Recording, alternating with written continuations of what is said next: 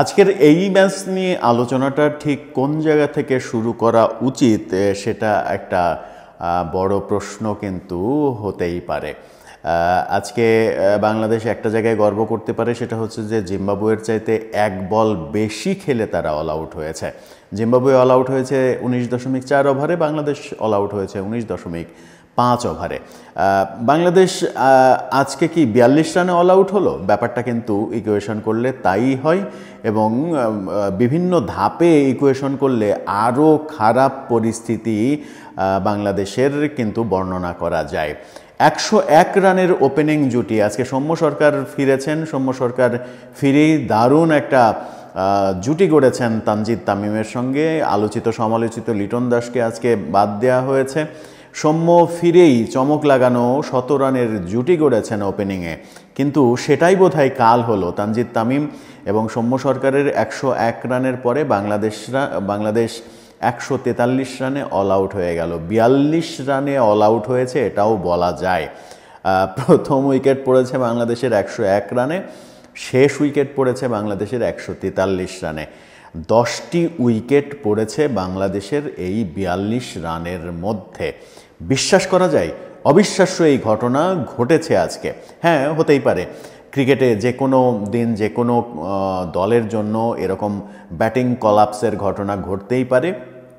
এটা মানে অবিশ্বাস্য কিছু হতে পারে না, কিন্তু বাংলাদেশ যেভাবে কলাপস করেছে, কোনো পর্যায়ের কারোরই হুঁশ হলো না যে একটু দায়িত্ব নেওয়া উচিত, একটু দায়িত্ব নিয়ে খেলা উচিত, অন্তত 20 ওভার টিকে থাকা উচিত।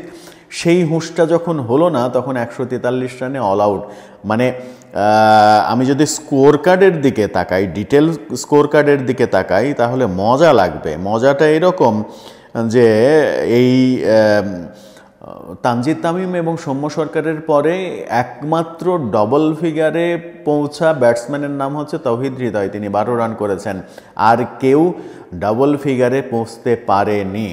এই যে আর কেউ ডবল ফিগারে পৌঁছতে পারেনি, এর জন্য আমি ব্যাটসম্যানদের চাইতে বেশি দোষ দেব বাংলাদেশের টিম ম্যানেজমেন্টকে।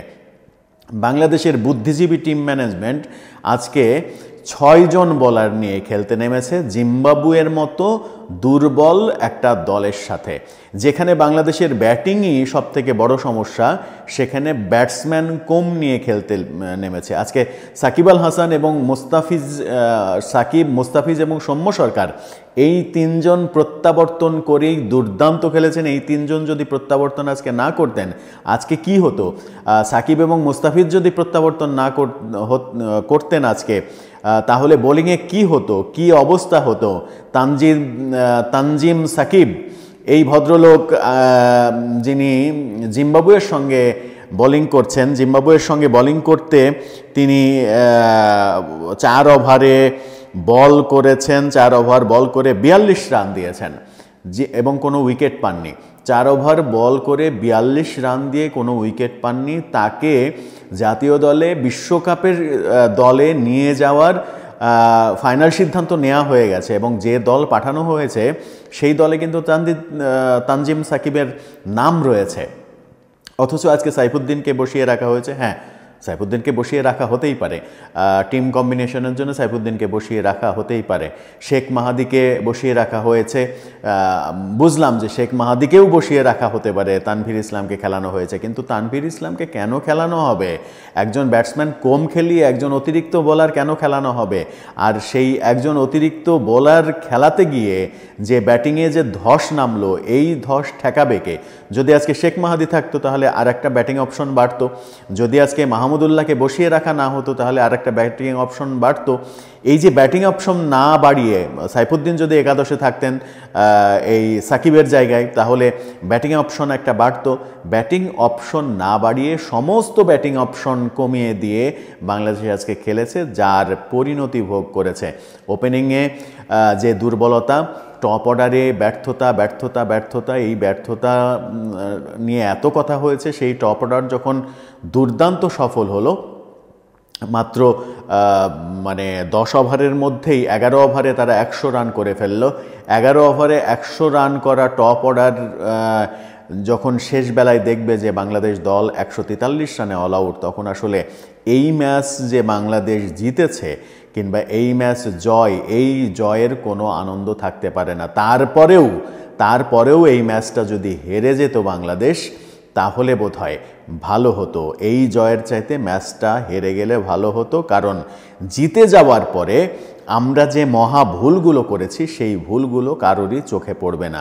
মনে হবে যে একদিন একটা মিস্টেক হয়েছে, দল তো জিতেছে, এটাতে এমন কি আর হয়েছে। অথচ দলটা যদি হারতো তাহলে বোধোদয় হতো যে আমরা কোন কোন জায়গায় ভুল করেছি, আমাদের দুর্বলতাটা কোন কোন জায়গায়, টিম ম্যানেজমেন্টের মগজের অবস্থা কোন জায়গায় সেটাও বোঝা যেত।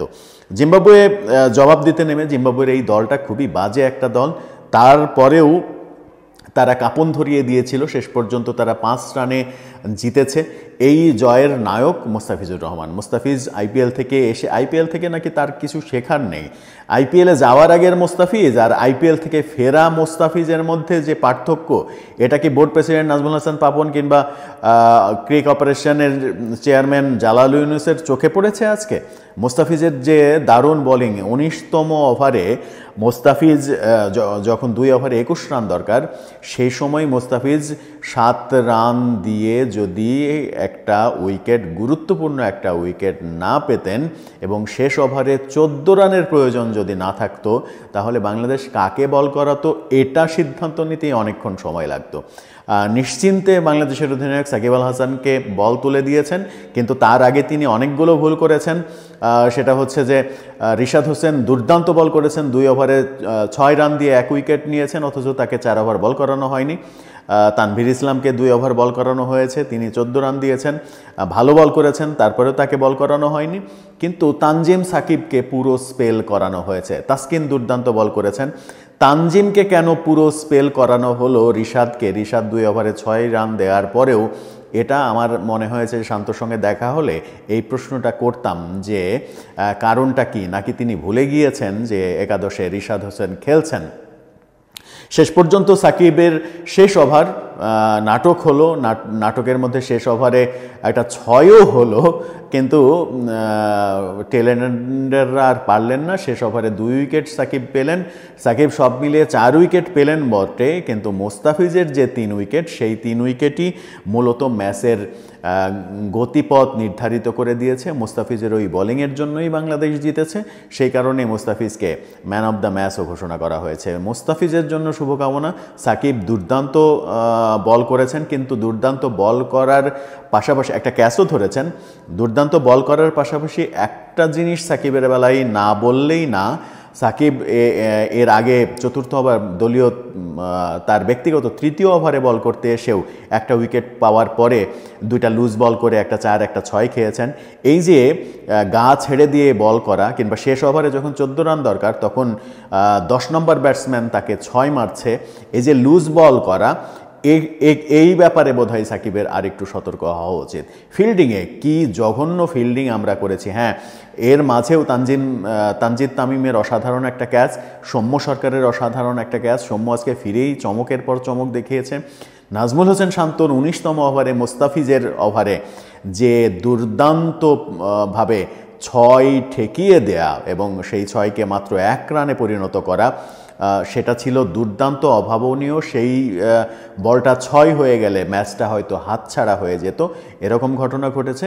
আবার ওই তানজিদ তামিমই সাকিবের শেষ ওভারের প্রথম বলেই লং অনে খুবই সহজ একটা ক্যাচ ছেড়েছেন। উইকেট কিপার জাকের আলী অনেক খুবই সহজ একটা, রায়ান বুরলের খুবই সহজ একটা ক্যাচ ছেড়েছেন।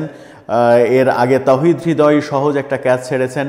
এই যে ক্যাচ ছাড়া এবং খুব বাজে ফিল্ডিং, এই 143 রান করেও যখন ফিল্ডিংয়ের অবস্থা এরকম হবে, তখন কিন্তু দলটা জিম্বাবুয়ে না হয়ে একটু ভালো কোনো দল হলে, জয় তো অনেক দূরের কথা, এই ম্যাচটা কী অবস্থা হতো সেটা কল্পনা করতেও আসলে শঙ্কা হয়।